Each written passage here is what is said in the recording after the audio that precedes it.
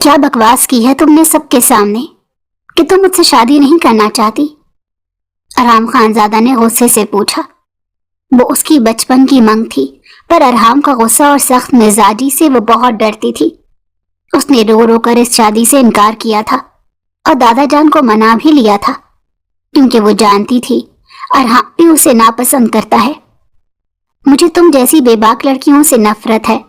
میں آج تمہیں ایسی سزا دوں گا کہ تم دوبارہ کسی کے سامنے انکار کرنے کے قابل نہیں رہو گی۔ یہ کہتے ارحام اسے چھت پر لے گیا تو وہ خوف سے ارحام کے سینے سے لگتی رونے لگی۔ پلیز کچھ مت کریں، میں دوبارہ انکار نہیں کروں گی۔ اس کے خوف سے کانپتے ہاتھ اپنے سینے پر دیکھ کر ارحام کا دل زور سے دھڑکا، پر آپ پلیز یہاں سے جائیں، ورنہ میں دادا جان کو بتاؤں گی، اس نے کانپتی ہوئی آواز میں کہا۔ ارحام، جس کے سر پر پہلے ہی غصہ چڑھ کر ناچ رہا تھا، اس کی بات سن کر بے قابو ہو گیا اور اسے ڈانٹتے ہوئے کہنے لگا، تم ہوتی کون ہو مجھے یہاں سے بھیجنے والی؟ شاید تم یہ بات بھول گئی ہو کہ یہ حویلی میرے نام ہے اور ہم لوگوں نے تمہیں پناہ دی ہوئی ہے۔ اگر میں چاہوں تو ابھی اور اسی وقت تمہیں اٹھا کر باہر پھینک سکتا ہوں۔ آپ ایسا کچھ نہیں کر سکتے، نہ ہی آپ میں اتنی جرأت ہے اور نہ ہی دادا جان آپ کو اس بات کی اجازت دیں گے۔ وہ چھوٹے چھوٹے قدم اٹھاتا اس کے پاس آیا اور اس کے عین سامنے کھڑے ہو کر اس کی آنکھوں میں دیکھتے ہوئے کہنے لگا، تمہیں کس نے کہا کہ میں دادا جان سے اجازت لوں گا یا میں انہیں کچھ کہنا پسند کروں گا؟ تمہارے ساتھ تو میں جو جی میں آئے وہ کر سکتا ہوں۔ نہ تو تمہارا باپ زندہ ہے اور نہ ہی تمہاری ماں تمہیں پوچھنے والی ہے۔ اگر میں چاہوں تو تمہیں اس حویلی سے دور لے جا کر کہیں بھی پھینک کر آ سکتا ہوں اور تم کچھ نہیں کر پاؤ گی۔ میں بعد میں آ کر حویلی والوں کو بتا دوں گا کہ وہ بھاگ گئی۔ فریحہ کی آنکھوں میں آنسو چمکنے لگے، اس کا وجود خوف سے کانپنے لگا تھا۔ یہ دیکھ کر ارحام کے لبوں پر طنزیہ مسکراہٹ پھیل گئی۔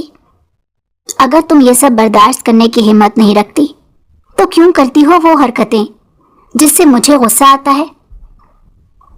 میں نے ایسا کچھ نہیں کیا جس کی وجہ سے آپ مجھ پر غصہ کریں، وہ مضبوط لہجے میں بولی۔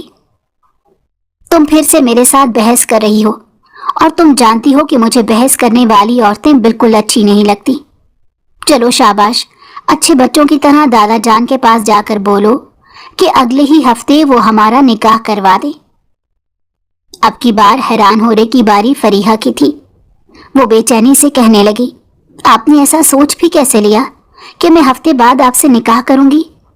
میں نے آگے پڑھنا ہے اور ایک بڑی پوسٹ پر جانا ہے، میں ابھی آپ سے شادی نہیں کر سکتی۔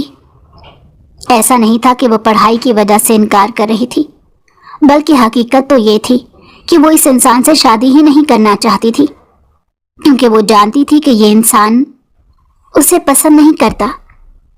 ارحام ابھی صرف اور صرف اس وجہ سے اس کی طرف متوجہ ہوا تھا کیونکہ اس نے پہلے شادی سے انکار کر دیا تھا، اور یہ اس کی انا پر بڑی ضرب تھی جو اسے برداشت نہیں ہو رہی تھی۔ تم ابھی اور اسی وقت دادا جان کے پاس جاؤ گی اور یہ بات کہو گی، ورنہ مجھ سے برا کوئی نہیں ہوگا۔ اس سے پہلے کہ وہ مزید کچھ کہتا، کمرے کے دروازے پر دستک ہوئی۔ اس کی ماں کومل بیگم تیزی سے اندر داخل ہوئیں اور فریحہ کو کہنے لگی، تمہاری نانی جان تم سے ملنے آئی ہیں، 2 منٹ آ کر ان کی بات سن لو۔ اس نے ایک نظر سامنے کھڑے اس شخص پر ڈالی جو پچھلے گھنٹے سے اس کا دماغ کھا رہا تھا۔ کومل بیگم نے جب اپنے بیٹے کو اس کے کمرے میں دیکھا تو ان کے ماتھے پر بل پڑ گئے اور وہ اسے ڈانٹتے ہوئے کہنے لگی، کیا تمہیں دادا جان نے سمجھایا نہیں کہ لڑکیوں کے کمرے کی طرف پھٹکا بھی مت کرو؟ اماں جان، مگر وہ میری منگیتر ہے، اس نے دھیمے لہجے میں کہا۔ وہ تمہاری منگیتر ہے، تمہاری بیوی نہیں، جو جب دل چاہے گا دندناتے ہوئے اس کے کمرے میں پہنچ جاؤ گے۔ وہ صرف اور صرف اپنی ماں کے سامنے خاموش ہوتا تھا، اس کے علاوہ وہ کسی کو جوتی کی نوک پر بھی نہیں رکھتا تھا۔ خاموشی سے سر جھکا کر تیزی سے کمرے سے باہر نکل گیا۔ کومل بیگم اس کے پاس آئی اور اس سے کہنے لگی، میں جانتی ہوں کہ وہ تم پر ان دنوں بہت غصہ کر رہا ہے کیونکہ تم نے اس کی انا پر ضرب لگائی ہے۔ دیکھو بیٹا، وہ بہت ہی اچھا انسان ہے، کبھی بھی تمہیں مایوس نہیں کرے گا اور نہ ہی کبھی تمہاری آنکھوں میں آنسو لائے گا۔ میں اپنے بیٹے کو اچھے سے جانتی ہوں اور پہچانتی بھی ہوں۔ کچھ سال پہلے تک وہ ایسا نہیں تھا، تب تک تو اس کی دوسری لڑکیوں کے ساتھ تعلقات بھی تھے، لیکن اب وہ بہت بدل چکا ہے۔ میں نے اس کی آنکھوں میں تمہارے لیے پسندیدگی دیکھی ہے، اور جہاں تک اس کے غصے کا سوال ہے تو وہ خاندانی ہی ہے۔ تم تو جانتی ہو کہ خاندان کا ہر مرد کتنا غصہ کرتا ہے۔ جی چچی جان، میں آپ کی بات سمجھ رہی ہوں، اس نے نظریں جھکاتے ہوئے کہا، مگر کومل بیگم جانتی تھی کہ وہ اس کی بات سمجھ تو رہی ہے مگر ماننے کے لیے تیار نہیں۔ انہوں نے ایک گہری سانس لی اور اسے اس کے حال پر چھوڑ دیا۔ جب وہ لاؤنج میں داخل ہوئی تو اس کی نانی جان اسے دیکھ کر خوشی سے کھڑی ہو گئی۔ رشیدہ بیگم ناگواری سے اس عورت کو دیکھ رہی تھی جو ہر 2 ہفتوں بعد اس کی پوتی کا دماغ خراب کرنے کے لیے آ جاتی تھی۔ کیسی ہے میری پیاری بچی؟ یہاں پر خوش تو ہے؟ تمہاری ساری ضروریات پوری تو ہو رہی ہیں؟ کوئی تمہیں پریشان یا تنگ وغیرہ تو نہیں کرتا؟ ابھی انہوں نے بات مکمل نہیں کی تھی کہ ارحام غصے سے کہنے لگا، اگر آپ کو اتنی ہی بے چینی ہے یا اتنی ہی انسیکیورٹی ہے تو آپ اسے اپنے ساتھ کیوں نہیں لے کر چلی جاتی؟ اس طرح کے ڈرامے یہاں پر آ کر نہ لگایا کریں، مجھے اس طرح کی باتیں بہت ناگوار گزرتی ہیں۔ نوشین بیگم نے ناگواری سے اس لڑکے کی طرف دیکھا جو ہر بار بدتمیزی پر اتر آتا تھا، مگر وہ اپنے منہ سے ایک لفظ بھی نہ بولی۔ جانتی تھی کہ اگر انہوں نے کچھ بھی کہا تو بحث بڑھ جائے گی۔ اگر آپ مجھے اجازت دیں تو کیا میں اپنی پوتی سے 2 منٹ کے لیے تنہائی میں بات کر سکتی ہوں؟ رشیدہ بیگم کا دل تو نہیں چاہ رہا تھا کہ وہ اپنی پوتی کو اس کے پاس 1 سیکنڈ کے لیے اکیلا چھوڑے، مگر ان کی مجبوری تھی۔ ان کے جانے کے بعد نوشین بیگم نے ایک جھٹکے سے اسے اپنے سینے سے لگا لیا اور پھوٹ پھوٹ کر رونے لگی۔ اس کی آنکھوں میں بھی آنسو آ گئے تھے۔ میری بیٹی، میں جانتی ہوں کہ تم بہت تکلیف میں ہو اور یہاں پر تمہارے ساتھ زبردستی کی جا رہی ہے، اس لیے میں نے فیصلہ کیا ہے کہ تمہارا نکاح شہریار سے کراؤں گی۔ نانی جان کی باتیں سن کر ایک لمحے کے لیے تو اس کا منہ حیرت سے کھلا کا کھلا رہ گیا، جبکہ اس کے دل میں خوشی کی لہر دوڑ گئی۔ یہ سچ تھا کہ وہ اس انسان کو بے تحاشا پسند کرتی تھی۔ بچپن سے اس نے اسی شخص کے خواب دیکھے تھے۔ بلا شبہ اس کی ارحام کے ساتھ منگنی ہو گئی تھی، لیکن ارحام کے برے رویے کی وجہ سے وہ کبھی بھی اس کی طرف متوجہ نہیں ہو پائی تھی، بلکہ جب بھی اپنی نانی کے گھر جاتی تو شہریار کو دیکھ کر ٹھنڈی آہیں بھرتی تھی۔ نانی جان، کیا ایسا ممکن ہو سکتا ہے؟ ہاں بالکل میرا بیٹا، ایسا ممکن ہو سکتا ہے، مگر دادی جان کبھی بھی اس سب کے لیے تیار نہیں ہوں گی۔ ارے تمہیں اپنی دادی جان کی فکر کرنے کی ضرورت نہیں، تم بس مجھ پر بھروسہ رکھو، میں خاموشی سے تمہارا نکاح شہریار سے کروا دوں گی، اور جب ایک بار تمہاری اس سے شادی ہو جائے گی تو کوئی شخص کچھ نہیں کر پائے گا۔ یہ آپ کیا کہہ رہی ہیں؟ کیا آپ یہ کہنا چاہتی ہیں کہ میں اس سے چھپ کر شادی کروں گی؟ ارے بیٹا، یہ شادی چھپ کر تھوڑا ہی ہوگی، میں ہوں گی اس نکاح میں اور تمہاری اپنی ممانی جان بھی تو ہوں گی، مگر پھر بھی مجھے یہ سب کچھ ٹھیک نہیں لگ رہا۔ دادی جان کو پتا چلا تو وہ بہت غصہ کریں گی۔ نوشین بیگم نے اس کا بازو پکڑا اور جھٹکتے ہوئے کہنے لگی، خبردار جو تم نے اس عورت کو کچھ بھی بتایا، پہلے وہ میری بیٹی کی خوشیاں کھا گئی، ابھی وہ تمہاری خوشیاں کھانا چاہتی ہے۔ میں نے اپنی بیٹی کا بدلہ تو نہیں لیا اس سے، تم نے انہیں یوں ہی جانے دیا، لیکن کبھی بھی اس دندل میں تمہیں تنہا نہیں چھوڑوں گی۔ میں جانتی ہوں تم ارحام کو بالکل پسند نہیں کرتی، میرا بیٹا، یہ سچ ہے نا؟ نانی جان، یہ بات نہیں کہ میں انہیں پسند نہیں کرتی، بس پتہ نہیں کیوں میرا دل ان کی طرف مائل نہیں ہو رہا، شاید جس کی وجہ یہ ہے کہ وہ مجھ پر بہت غصہ کرتے ہیں۔ اس نے آج فیصلہ کر لیا تھا کہ وہ اپنے دل کا حال کھول کر اپنی نانی جان کے سامنے رکھ دے گی، اور اس سب سے تو نوشین بیگم کو مزید شے مل رہی تھی۔ انہوں نے اس کا بازو پکڑا اور مضبوط لہجے میں کہنے لگی، میں نے تمہیں پہلے بھی سمجھایا تھا اور ابھی بھی سمجھا رہی ہوں کہ اگر تم ان لوگوں کی باتوں کو ماننا شروع کر دو گی تو اپنی زندگی برباد کر دو گی۔ دیکھو، ارحام کے ماضی کے بارے میں تو تمہیں پتا ہے کہ وہ لڑکیوں میں کس حد تک دلچسپی رکھتا ہے۔ تمہارا منگیتر ہونے کے باوجود اس نے شہر کی کوئی لڑکی نہیں چھوڑی۔ یونیورسٹی میں بھی اس کے 2-3 بار سکینڈل بن چکے تھے۔ اب اس کے علاوہ بھی کیا تم اس سے شادی کرنے کے لیے تیار ہو جاؤ گی؟ اور اگر تم ایسا کرو گی، میں تمہیں دنیا کی سب سے احمق ترین لڑکی تصور کروں گی۔ میں ایسا نہیں کرنا چاہتی، مگر دادی جان کے مجھ پر بہت احسانات ہیں۔ اماں ابا کے انتقال کے بعد انہوں نے میرا بہت خیال رکھا ہے۔ انہوں نے میری ساری خواہشات کو پورا کیا ہے، بلکہ اپنے سب پوتے پوتیوں پر انہوں نے مجھے ترجیح دی ہے۔ اگر میں نے انہیں دھوکہ دیا تو میں کبھی ان سے نظریں نہیں ملا پاؤں گی۔ اس نے جو کچھ بھی کیا یہ سب اس کا فرض بنتا تھا۔ اس نے تم پر کوئی احسان نہیں کیا۔ ظاہر سی بات ہے، اپنے بیٹے کی وفات کے بعد اس کی ذمہ داری تھی کہ وہ اس کی بیٹی کی پرورش کرتی۔ تمہیں یہ ساری چیزیں اپنے ذہن پر سوار کرنے کی ضرورت نہیں، اور نہ ہی ان لوگوں کا احسان مند ہونے کی ضرورت ہے۔ یہ تمہارا حق تھا جو تم نے چھین لیا ہے۔ اب بس خبردار جو تم نے میرے سامنے اس عورت کی ایک بھی تعریف کی۔ تمہیں پتا ہے وہ مجھے عورت اچھی نہیں لگتی، وہ ایک نمبر کی شاطر عورت ہے۔ دیکھو تو پھر سے اس طرف آ رہی ہے۔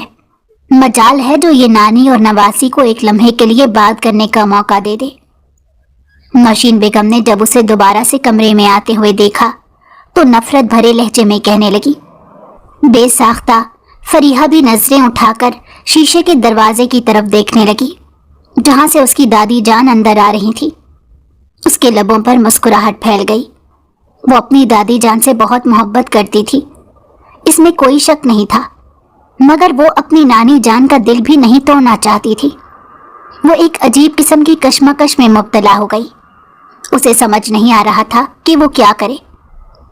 ان کے جانے کے بعد رشیدہ بیگم اپنی پوتی کے پاس جا کر بیٹھ گئی اور اس کا ہاتھ مضبوطی سے پکڑتے ہوئے کہنے لگی، میں جانتی ہوں کہ اس نے پھر سے تم سے ایسی باتیں کی ہیں جس سے تم بری طرح ڈسٹرب ہو گئی ہو، اور میں یہ بھی جانتی ہوں کہ تمہارا چھوٹا سا دماغ ان باتوں کو قبول کرنے کے لیے تیار نہیں ہو رہا۔ بیٹا، میری ایک بات ہمیشہ یاد رکھنا کہ وہ بات جو تمہارے دل کو پریشان کر دے، تمہارے دماغ کو تکلیف میں مبتلا کر دے، اس بات کو کبھی بھی سچ نہ مانا کرو۔ میں تم سے بے تحاشا محبت کرتی ہوں اور کبھی بھی تمہارا برا نہیں سوچ سکتی۔ اگر تمہارے ذہن میں کبھی بھی کسی بھی قسم کا خیال آئے تو تم مجھے کھل کر بتا سکتی ہو۔ میں تمہاری ہر طرح کی غلط فہمی دور کرنے کے لیے تیار ہو جاؤں گی۔ میں نے تمہاری پرورش بہت مشکل سے اور بہت پیار سے کی ہے۔ مجھے میری پرورش کا صلہ دینا، مجھے اس کی سزا نہ دینا، اور نہ ہی مجھے میری اپنی نظروں میں گرانا۔ ان کی آنکھوں میں آنسو آ گئے تھے۔ یہ دیکھ کر وہ بہت زیادہ بے چین ہو گئی۔ اس نے ایک جھٹکے سے دادی جان کو سینے سے لگا لیا۔ اسے سمجھ نہیں آ رہی تھی کہ وہ کیا کرے۔ ایک طرف اس کی نانی جان تھی اور دوسری طرف اس کی دادی جان۔ ایک طرف اس کی محبت تھی تو دوسری طرف وہ ظالم انسان تھا جو ہمیشہ اس کا مذاق بناتا تھا، جو اسے تانے دیتا تھا، اور جو ہمیشہ اس بات کا احساس دلاتا تھا کہ اس کے ماں باپ اس دنیا سے چلے گئے ہیں اور ماں باپ کے بعد اس کا کوئی وجود نہیں، اس کی حیثیت 2 کوڑی کی بھی نہیں۔ کیسے وہ اس انسان کے ساتھ نکاح کر سکتی تھی؟ شام کا وقت تھا۔ وہ کھانا کھانے کے لیے کمرے سے باہر نکلی، تب تک اس کے دادا جان بھی عمرہ کر کے واپس آ چکے تھے۔ وہ ان سے ملنے کے لیے بہت پرجوش تھی۔ جب سب گھر والوں کے سامنے اس نے اپنی ناپسندیدگی کا اظہار کر دیا تھا، لیکن اب دادا جان رہتے تھے جن سے وہ اپنے دل کا حال شیئر کرنا چاہتی تھی۔ اسے دیکھ کر وہ مسکراتے ہوئے انداز میں کہنے لگے، ارے میرا بچہ کیسا ہے؟ چہرے سے تو بہت خوش نظر آ رہا ہے۔ میں دعا کرتا ہوں اس کا دل بھی سکون میں ہو۔ وہ جانتے تھے کہ ان کی پوتی بہت سوچتی ہے اور ذرا ذرا سی بات پر ہمیشہ پریشان رہتی ہے، اس لیے وہ اس کے لیے دل سے دعا کیا کرتے تھے۔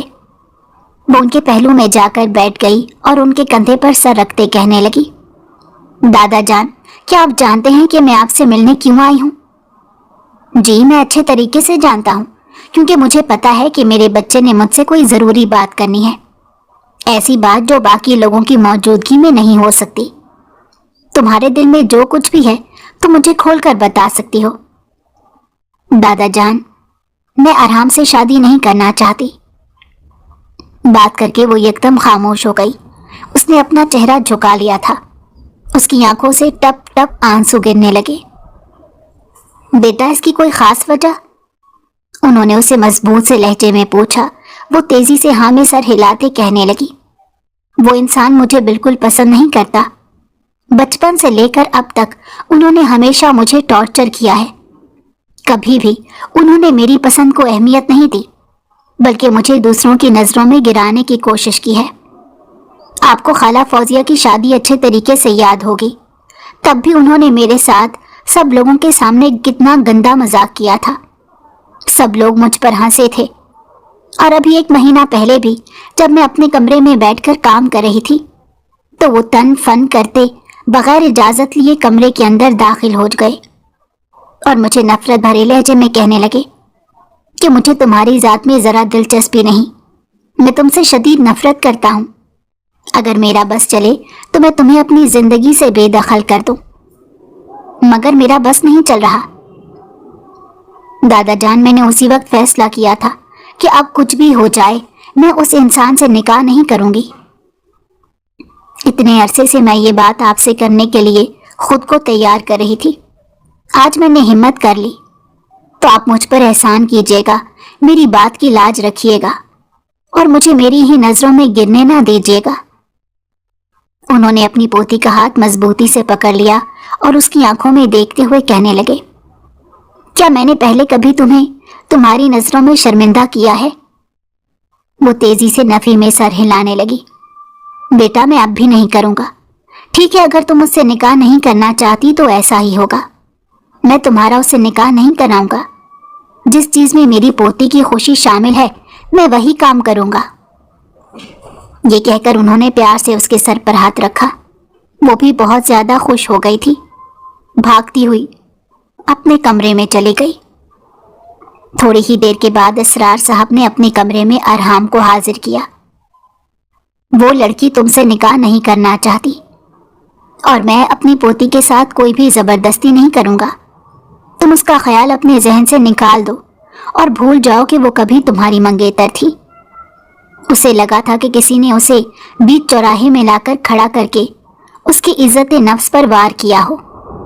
وہ پہلے تو حیرت اور غصے کے ملے جلے تاثرات لیے اپنے دادا جان کی طرف دیکھنے لگا اور پھر کہنے لگا، اس کی ہمت بھی کیسے ہوئی یہ سب کچھ کہنے کی؟ وہ خود کو سمجھتی کیا ہے؟ تم خود کو کیا سمجھتے ہو؟ تم مجھے یہ بتاؤ، تمہارا جب دل کرے گا اسے تکلیف پہنچاؤ گے اور جب دل کرے گا اس پر حکم چلانا شروع کر دو گے۔ اگر تمہیں لگتا ہے کہ میں نے صرف اسی وجہ سے تمہاری اس لڑکی کے ساتھ منگنی کی تو یہ تمہاری غلط فہمی تھی۔ میں تو چاہتا تھا تم اسے وہ محبت دو اور وہ پیار دو جس کی وہ بھوکی ہے، مگر مجھے کیا پتا تھا کہ تم اسے اتنا ڈرا دو گے کہ وہ تمہارے سائے سے بھی پناہ مانگنے لگے گی۔ وہ میری منگیتر ہے اور میں اس کے ساتھ جو جی چاہے کر سکتا ہوں۔ اس سے پہلے کہ وہ مزید کچھ کہتا، اسرار صاحب کا ہاتھ اٹھا اور اس کے چہرے پر نشان چھوڑ گیا۔ بس اسی وجہ سے وہ تم سے دور بھاگ رہی ہے اور اسی وجہ سے میں یہ چاہتا ہوں کہ تم اس کی زندگی میں شامل نہ ہو، کیونکہ جب تک تمہاری اس حکمرانی دماغ میں ذرا سی بھی لچک پیدا نہیں ہوگی تب تک تم کبھی بھی اسے محبت نہیں دے پاؤ گے۔ پہلے اپنے دماغ کو سیٹ کرو اور پھر میرے پاس آ کر اس طرح کی بات کرنا۔ دادا جان نے زندگی میں پہلی بار اس پر ہاتھ اٹھایا تھا۔ وہ بہت زیادہ ڈسٹرب ہو گیا۔ اسی وقت وہ چھت پر چلا گیا کیونکہ جانتا تھا کہ وہ رات کے اس پہر وہیں پر موجود ہوتی ہے۔ وہ چہل قدمی کر رہی تھی اس نے غصے سے فریحہ کے بازو پکڑے اور اسے کمر کے ساتھ لگاتے کہا، تمہاری ہمت بھی کیسے ہوئی دادا جان کو جا کر وہ سب کچھ بتانے کی؟ آخر تم خود کو سمجھتی کیا ہو؟ اس کی آنکھیں غصے کی وجہ سے لال تھی، اندھیرے میں بھی اس کی آنکھیں چمکتی ہوئی معلوم ہو رہی تھی۔ یہ دیکھ کر فریحہ کا دل زور زور سے دھڑکنے لگا۔ میں نے کچھ بھی غلط نہیں کیا۔ یہ بات تم ڈیسائیڈ نہیں کرو گی، بلکہ یہ بات تو اس کام کے نتائج ڈیسائیڈ کریں گے، جو کام تم نے کیا ہے۔ میں صرف اور صرف تم سے نکاح کروں گا۔ تم جتنی مرضی کوششیں کیوں نہ کر لو، لیکن تم مجھ سے دور نہیں بھاگ سکتی۔ تم نے فزکس کا کانسیپٹ سنا ہی ہوگا کہ دو پازیٹیو چیزیں ہمیشہ ہی ایک دوسرے کی طرف کھینچتی ہیں، تو ہم بھی وہی دو چیزیں ہیں۔ مگر آپ تو مجھ سے شدید نفرت کرتے ہیں، پھر آپ کیوں مجھ سے شادی کر رہے ہیں؟ یہ شادی اب میں اسی لیے کر رہا ہوں تاکہ میں تم سے انتقام لے سکوں، تمہیں تمہاری غلطی کی سزا دے سکوں، کیونکہ جب تک میں یہ سب نہیں کروں گا میرے دل کو چین نہیں ملے گا۔ اور اب تم شادی کی تیاریاں کرنا شروع کر دو۔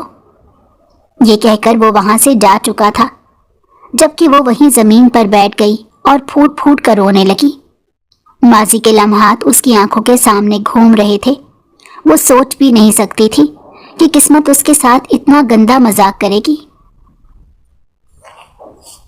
وہ صرف 5 سال کی تھی جب اس کے اماں ابا کا انتقال ہو گیا اور وہ اپنی دادی جان کے گھر آ گئی۔ دادی اور دادا اس سے بہت محبت کرتے تھے، اس کا بہت خیال رکھتے تھے۔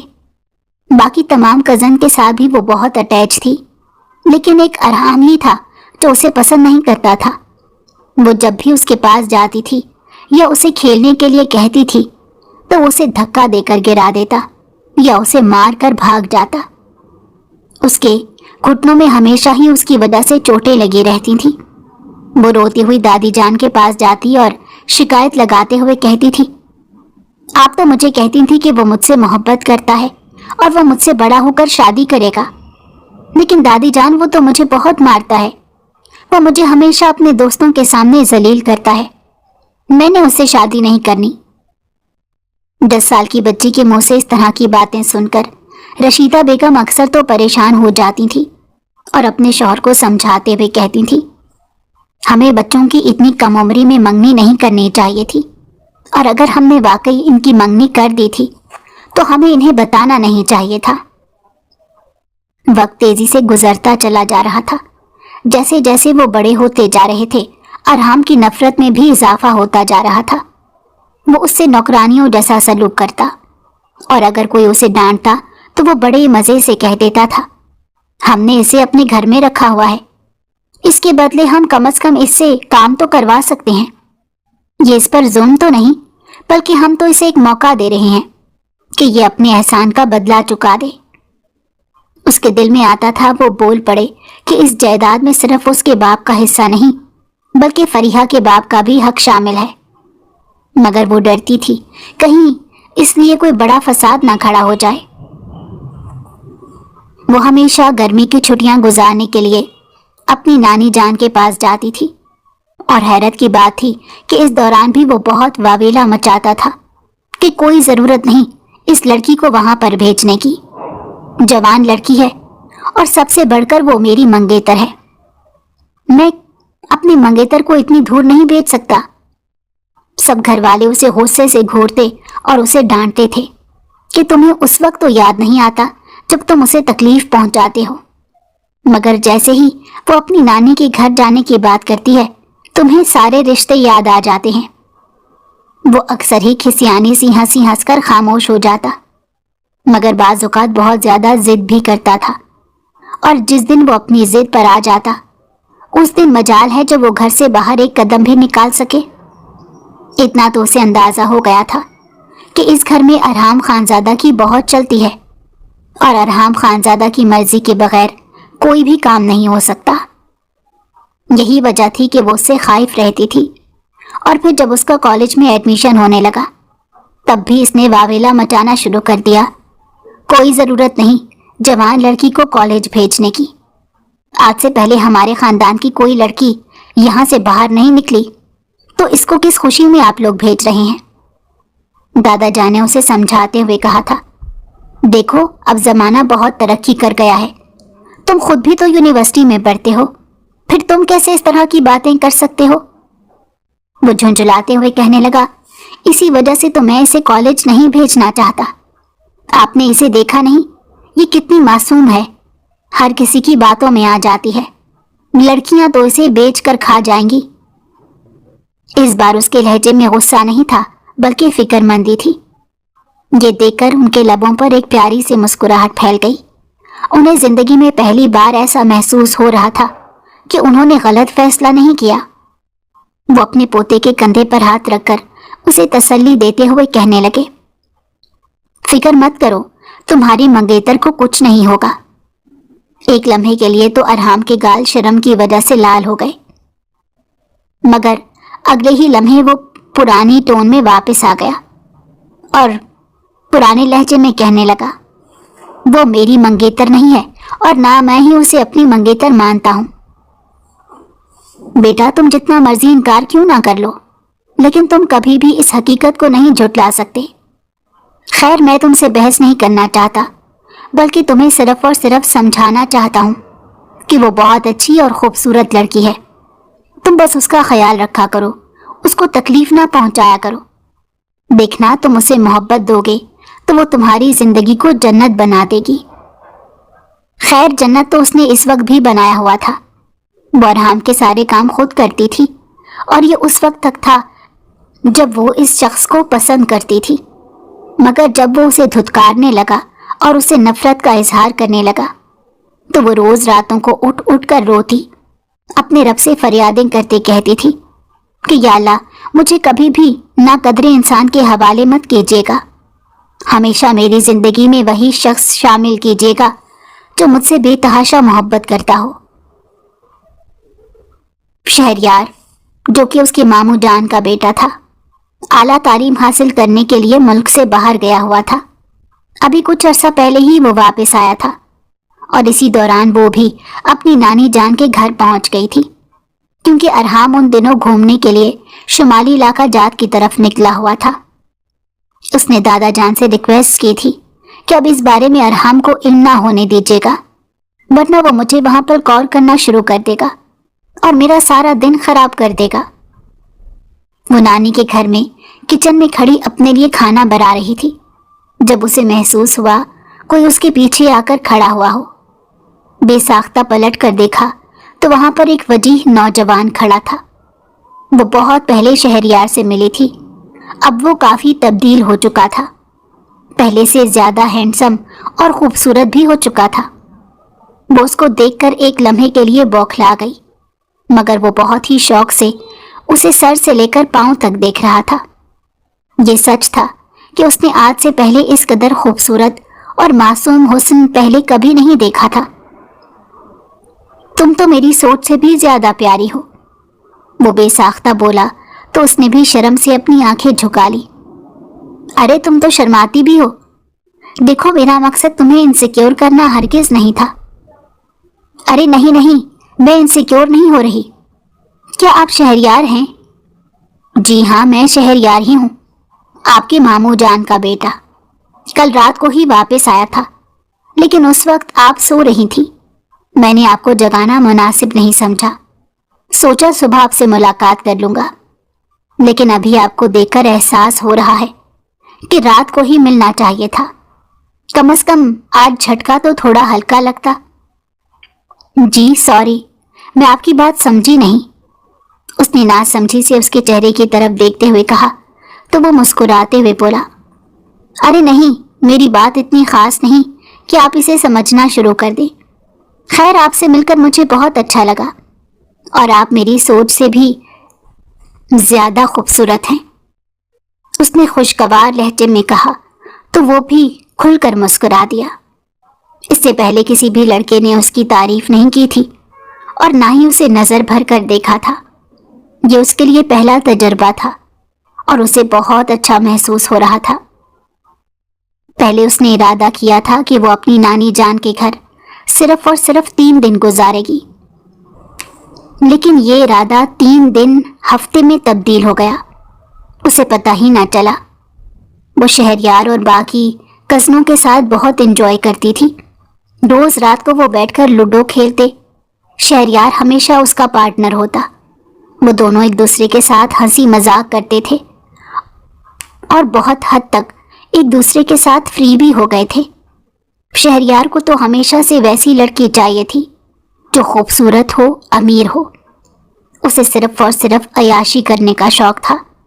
باہر بھی اس نے جتنا وقت گزارا تھا گھر سے ہی پیسے منگواتا رہا۔ وہ اپنا بہت بڑا بزنس سٹارٹ کرنا چاہتا تھا، لیکن اس کے لیے اس کے پاس سرمایہ نہیں تھا۔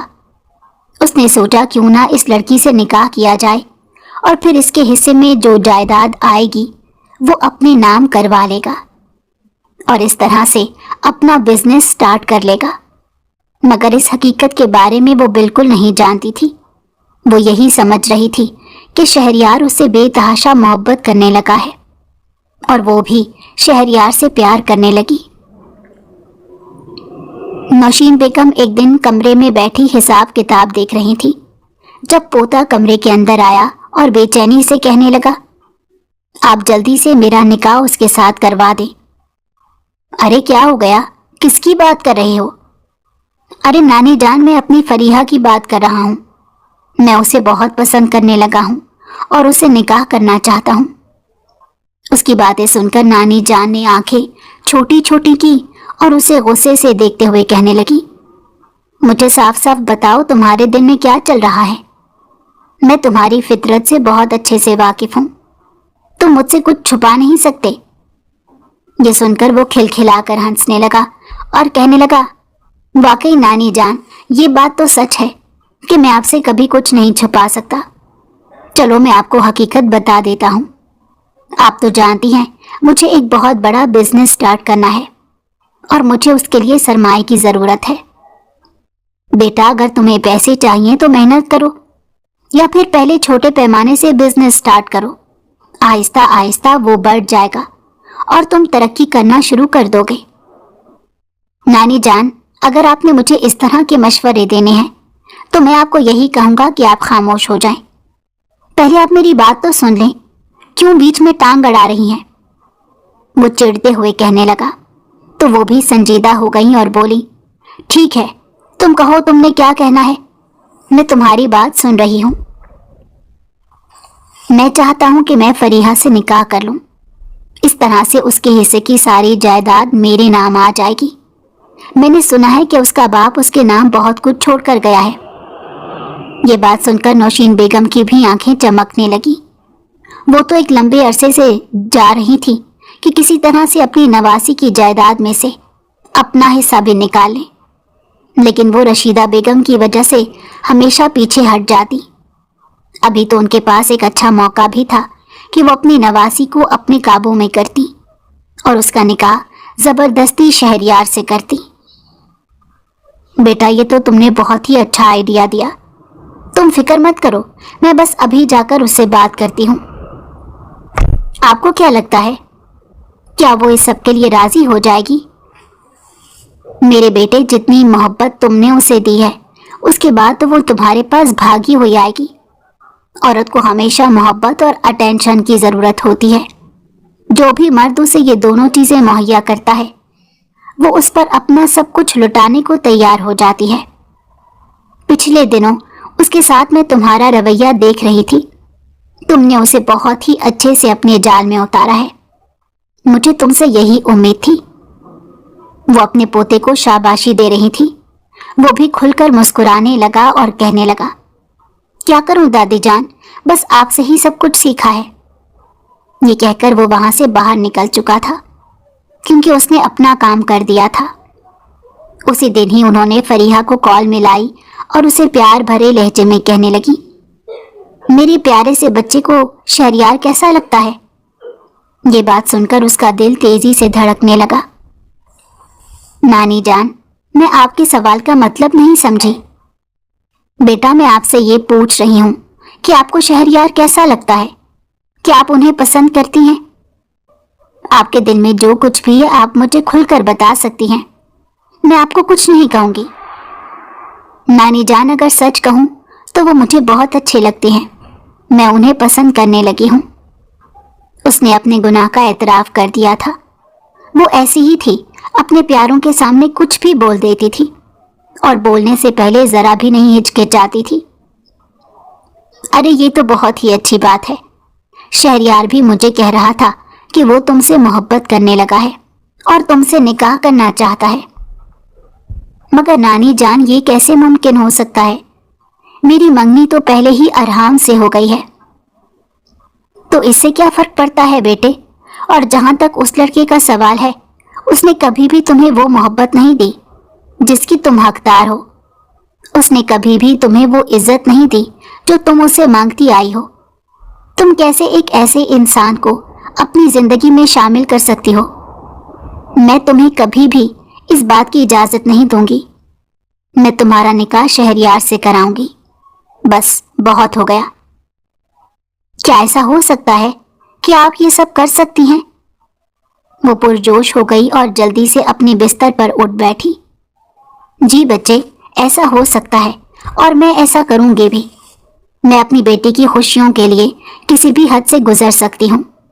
इस बात का तो तुम्हें अंदाजा हो जाना चाहिए। जी नानी जान, मैं जानती हूँ।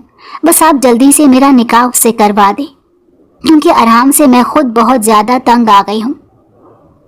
आपको फिक्र करने की जरूरत नहीं। ये कहकर उन्होंने कॉल रख दी। उन्हें अंदाजा हो गया था कि अब उन्हें आगे क्या करना है। दूसरी तरफ जब उसे ये तसल्ली मिली थी कि शहरयार उससे मोहब्बत करता है और उसे निकाह करना चाहता है, तब से वो भी बहादुर हो गई। उसमें भी इनकार करने की जुर्रत आ गई थी और इन दिनों उसे इस बात का भी एहसास हो गया था कि उसके नाम पर भी एक बहुत बड़ी जायदाद है। अगर वो लोग उसे इस घर से बाहर निकाल भी देते हैं तो वो अपना गुजारा खुद कर सकती है। और सबसे बड़ा सहारा तो उसे अपनी नानी जान का था। वो उनके पास चली जाती। इससे पहले उसने अपनी दादी जान से बात की कि वो अरहाम से शादी नहीं करना चाहती। वो देखना चाहती थी कि इस पर उस इंसान का क्या रद्द-ए-अमल होगा, और उसकी सोच के खिलाफ वो इंसान वावेला मचाने पर उतर आया। वो अब समझ नहीं पा रही थी कि अरहाम उससे क्या चाहता है। वो ना तो उसे वो मोहब्बत दे रहा था जिसकी वो हकदार है, और ना ही वो उसे छोड़ पा रहा था। न जाने वो क्या करना चाहता था। दूसरी तरफ अरहाम के दिल की कैफियत यकदम तब्दील हो गई। उसे वो दिन नहीं भूल रहा था जिस दिन उसने अपनी मंगेतर को अपने दोस्त से बातें करते हुए सुना था। दरअसल उसका एक दोस्त फरहाद नाम का था, जो बहुत ही फ्लर्टी इंसान था और हर किसी के साथ फ्लर्ट करने पर उतर आता। उसने अपने किसी भी दोस्त को अपनी मंगनी के बारे में नहीं बताया था, क्योंकि उसे डर था अगर उन्होंने ये बात यूनिवर्सिटी में मशहूर कर दी तो वो दूसरी लड़कियों को अपनी तरफ मुतवज्जो नहीं कर पाएगा। फरहाद की कज़न भी इसी कॉलेज में पढ़ती थी जिस कॉलेज में उसकी अपनी मंगेतर पढ़ती थी। फरहाद ने उसकी मंगेतर के साथ बात करने की कोशिश की, मगर फरीहा ने साफ साफ इनकार कर दिया, बल्कि गुस्से से उसके चेहरे पर जोरदार थप्पड़ भी मारा था। ये मंजर उसने अपनी आंखों से देखा था। न जाने क्यों उसे बहुत खुशी महसूस हुई थी, और तब वो उसका मवाजना अपनी जिंदगी में आने वाली दूसरी लड़कियों के साथ करने लगा। उसकी जिंदगी में जितनी भी लड़कियां आई थी वो सारी पैसे की भूखी थी, और जो इंसान अमीर होता था उसी के पास भागी चली जाती थी। मगर ये वाहिद लड़की थी जिसे अपनी इज्जत की बहुत फिक्र थी, और जिसके लिए सबसे अहम चीज उसका किरदार था। जब वो अपनी दादी जान से बात करता था कि वो अपनी पसंद की बाहर की किसी लड़की से निकाह करेगा, तो वो फीके से अंदाज में मुस्कुराते हुए कहती थी कि वो लड़कियां कभी घर नहीं बसा सकती। वो हमेशा तलाश में रहती हैं और एक मर्द से दूसरे मर्द की तरफ हिजरत करती रहती हैं। अगर तुमने घर बसाना है तो एक इज्जतदार औरत के साथ बसाओ। तुम अपनी मंगेतर के साथ घर बसाओ।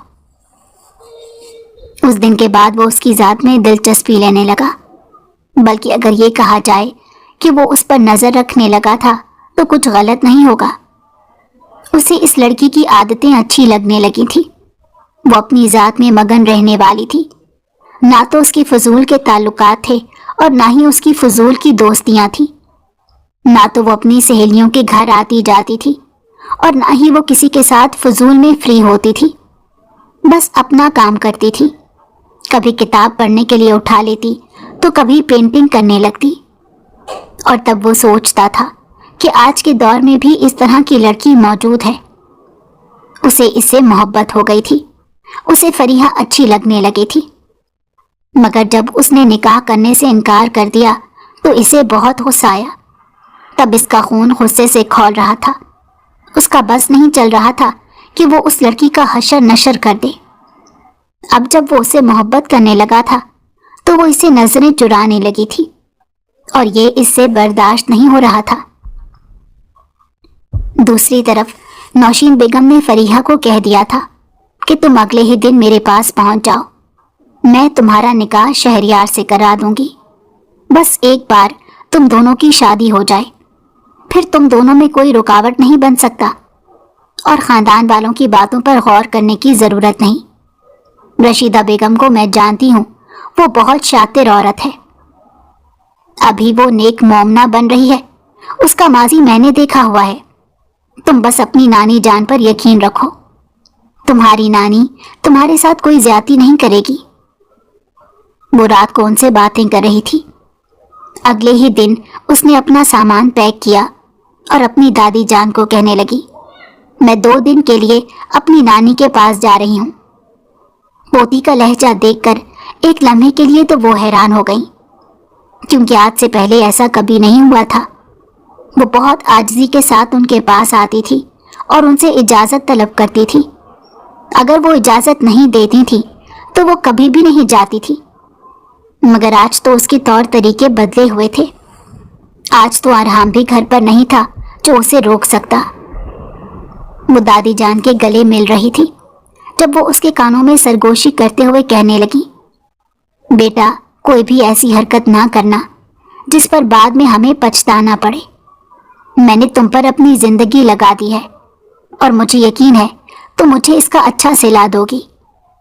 ये कहकर वो मुस्कुराते हुए उसके चेहरे की तरफ देखने लगी।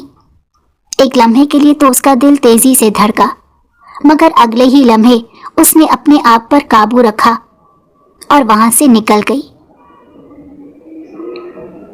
वो निकाह के जोड़े में मलबूस थी, शहरयार के पहलू में बैठी हुई थी। इससे पहले कि वो कबूल है कहती, अरहाम तन फन करता हुआ अंदर दाखिल हो गया। उसके साथ कुछ गार्ड्स भी मौजूद थे, जिसने शहरयार को काबू में कर लिया। वो बहुत ही आराम से अपनी मंगेतर के पहलू में बैठ गया और मौलवी साहब से कहने लगा, अब निकाह शुरू करें। ये आप क्या कर रही हैं? कहीं आप पागल तो नहीं हो गए? उसने बेसाख्ता चीखते हुए कहा। अरहाम ने अपने कानों में उंगलियां दी थी। यार एक तो तुम ऊंचा बहुत बोलती हो, कितनी बार कहा है आहिस्ता आवाज में बात किया करो। तुम नई नवेली दुल्हन हो और स्टेज पर बैठी हुई दुल्हन इस तरह से बोलती अच्छी नहीं लगती। देखो तो मेहमान पहले ही इतने डरे हुए हैं और तुम्हें अपनी आवाज से उन्हें मजीद डरा रही हो।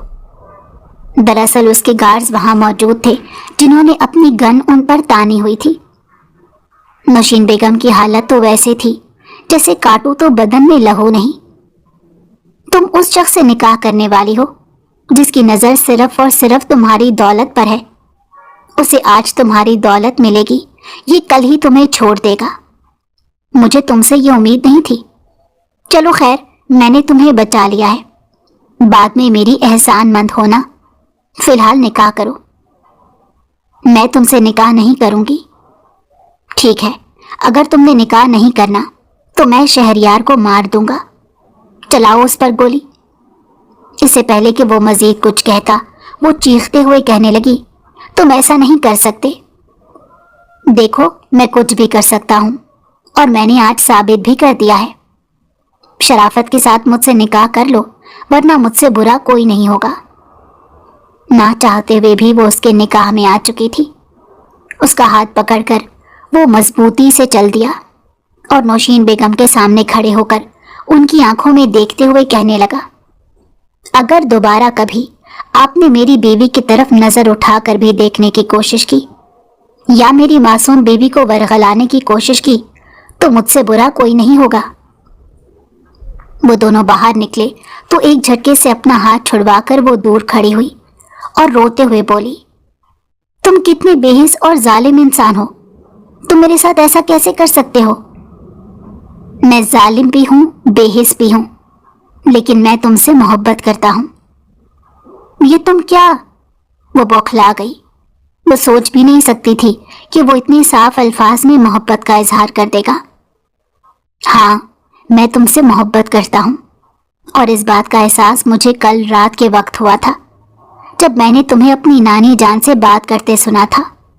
तुम्हारे मुंह से किसी और मर्द का नाम सुनना, ये चीजें मुझे इतनी तकलीफ दे रही थी कि मैं बयान नहीं कर सकता। तब मुझे अपनी सारी गलतियां और नादानियां याद आ रही थी। मुझे तुम्हारे साथ वो जुल्म नहीं करना चाहिए था जो मैंने किया। मैं जानता हूं कि माजी में मैंने तुम्हें बहुत तंग किया है और मैं उस पर बहुत शर्मिंदा भी हूं, मगर मैं वादा करता हूं दोबारा कभी भी तुम्हारी आंख में आंसू नहीं आने दूंगा और ना ही कभी तुम्हें तकलीफ पहुंचाऊंगा। मगर मैं तुम पर कैसे यकीन कर सकती हूँ? उसने मुंह बसोरते हुए कहा तो वो गुस्से से उसके चेहरे की तरफ देखते कहने लगा, तुम्हें मेरी बात पर यकीन करना होगा क्योंकि अब तुम्हारे पास इसके अलावा दूसरा कोई रास्ता नहीं। मुझे तो तुम पर गुस्सा भी बहुत आ रहा है। दादी जान तुम पर इतना भरोसा करती थी, तुमने उनके भरोसे को तोड़ा है। अगर उन्हें इस बात का पता चले तो तुम अंदाजा लगा सकती हो कि उन्हें कितनी तकलीफ पहुंचेगी। तकलीफ तो मेरी नानी जान को भी पहुंच रही होगी, उसने बेसाख्ता कहा। यह तुम्हारी गलतफहमी है। ये कहकर उसने एक रिकॉर्डिंग ऑन कर ली जो उसकी नानी जान की थी। वो शहरयार से बातें कर रही थी। दरअसल ये कॉल रिकॉर्डिंग थी जो उसने निकलवाई थी। जैसे जैसे वो सुनती गई उसे लगता गया कि उसके कदमों के नीचे से जमीन निकल रही हो। अरहाम जो कुछ भी कह रहा था बिल्कुल ठीक कह रहा था। शहरयार ने उसे अपनी झूठी मोहब्बत में फंसाया था। उसकी आंखों से आंसू टूट कर निकले जिसे अरहाम ने फौरन से चुन लिया और उसे गले से लगाते हुए कहने लगा, मैं जानता हूं कि तुम्हें तकलीफ हो रही है, मगर ये तुम्हारे लिए एक सबक भी था और मेरे लिए भी एक सबक था। मुझे अब हीरे की पहचान हो रही है।